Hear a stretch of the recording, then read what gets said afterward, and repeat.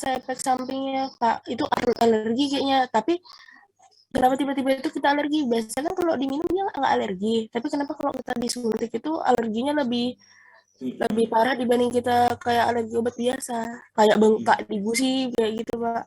Itu sih Pak dari saya. Apakah kamu tahu antibiotik yang disuntikan apa? Kan kita belum tahu nih, sama Belum. atau enggaknya. Sama ya? Sama. Iya Pak? Oh Antibiotik iya, yang nggak ada Pak. disuntikan sama enggak? Enggak Pak, nggak sama soalnya yang disuntikin itu nggak tahu gimana tiba-tiba tuh nggak ada di tes tes kulit. Saya tuh pernah bilang sama kakak saya itu kalau Mm-mm. mau antibiotik suntik itu harus dites dulu sampai kulit kita cocok atau enggak. Dan saya tuh kurang tahu Pak, kok saya itu setelah disuntik antibiotik sudah sembuh, saya tiba-tiba kok saya bengkak gusi itu sekaligus satu gusi itu bengkaknya Pak. Saya kurang tahu tiba-tiba. Terus saya tanya dokter tuh, saya tuh kena bengkak alergi antibiotik, tapi saya nggak kebentuknya itu Pak dari perawat yang menyuntikkan saya Pak. Iya, iya. Yang pertama karena kita nggak tahu ya yang disuntikan apa, terus yang adik biasa minum apa, karena kan berbeda. Kemudian yang kedua, antibiotik yang disuntikan secara sistemik, otomatis efek yang dihasilkan juga akan semakin lebih besar dibandingkan dengan yang kita minum. Karena kalau sistemik dia masuk langsung ke dalam aliran darah, sedangkan kalau yang kita minum ada proses-proses yang mengurangi kadar obat dalam perjalanannya sampai ke tujuan akhir. Nah, makanya efek yang dihasilkan pun tidak sesignifikan ketika dia diminum. Kemudian, ya benar harusnya kalau untuk penggunaan antibiotik yang apa namanya injeksi itu biasanya kita menggunakan tes kulit dulu, skin test untuk memastikan apakah antibiotiknya cocok atau tidak, karena dikhawatirkan ketika antibiotik itu tidak cocok dengan si pasien, sedangkan antibiotiknya sudah terlanjur masuk ke dalam pembuluh darah secara sistemik, kita tidak bisa apa namanya menghentikan proses itu terjadi kalau memang dia alergi. Makanya setiap berobat itu pasti apakah alergi, apakah tidak, itu ada form yang harus diisi karena harus dipastikan dulu si pasien alergi atau tidak.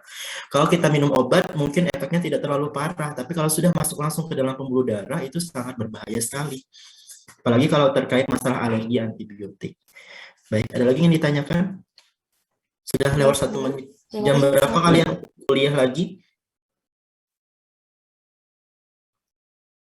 9.20. Ada yang ditanyakan lagi untuk mata kuliah hari ini, pembahasan hari ini?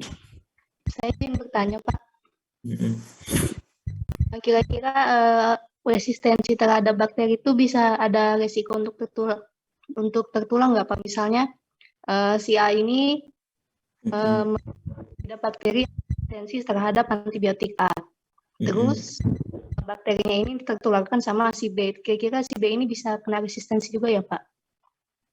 Jadi yang pertama lingkungan. Jadi kalau misalnya kita tinggal di lingkungan yang sama, berarti resiko terjadi resistensi pun sama. Kemudian yang kedua, kalau kita terlalu dekat, misalnya penggunaan apa begitu kan, otomatis kan ada kontak mikroorganisme juga dengan kita, dengan orang yang resistensi. Kemungkinan besar kita juga ikut tertular resistensi tadi, begitu.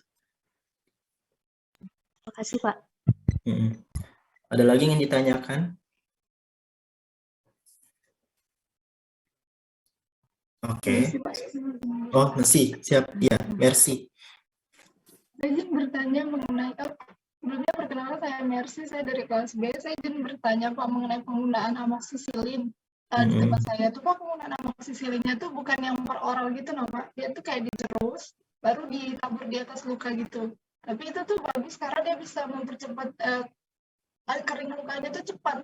Tapi menurut Bapak, penggunaan seperti itu efektif atau nanti tuh akan ada efek sampingnya gitu Pak? Terima kasih Pak.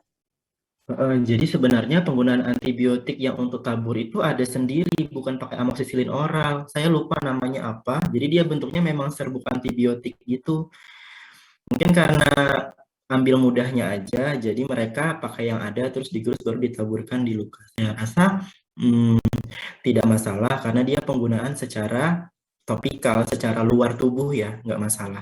Tapi memang sebaiknya gunakan sesuai dengan sediaan yang sudah ada di pasaran. Jadi kalau mau yang ditabur itu ada sebenarnya. Saya lupa nama produknya apa, tapi saya pernah juga menggunakan untuk luka terbuka, biasanya bisa menggunakan antibiotik tabur itu. Tapi dia memang kemasannya dia kayak macam vial gitu, terus dia dalam bentuk serbuk, jadi tinggal ditaburkan.